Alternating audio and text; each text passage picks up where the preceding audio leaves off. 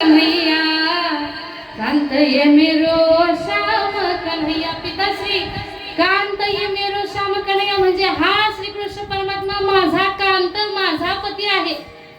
एवढंच नाही, तुम्ही सुद्धा तुम्हाला भाग्यवान समजा, अख्ख्या विश्वाचा मालक तुम्हाला जमाई मिळाला। भाग्य बडो है तेरो पिताजी, भाग्य बडो है तेरो पिताजी, दुनिया का मालिक जमाई मिलैया, कांत ये मेरो श्याम कन्हैया, कांत ये मेरो श्याम कन्हैया।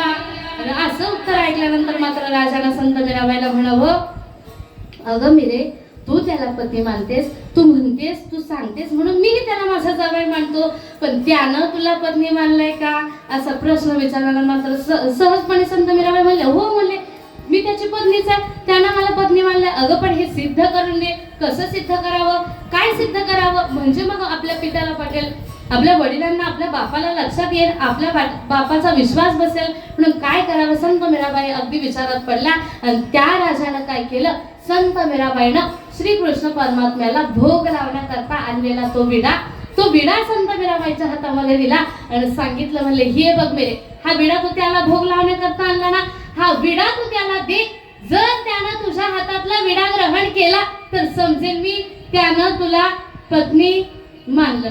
आता मात्र संत मीराबाईनं आर्त भावनेनं अंतःकरणातून श्रीकृष्ण परमात्म्याला हात घालावी आणि त्या श्रीकृष्ण परमात्म्याच्या मुखासमोर तो विडा नेऊन त्याला विनंती करावी, लिओ मोरे बिडिया मुकुंदा हरी, लिओ मोरे बिडिया मुकुंदा हरी, मुकुंदा हरी मेरो श्याम मुरारी, मुकुंदा हरी मेरो श्याम मुरारी, मुकुंदा हरी मेरो श्याम मुरारी, मुकुंदा हरी मेरो श्याम मुरारी, लिओ मोरे बिडिया मुकुंदा हरी।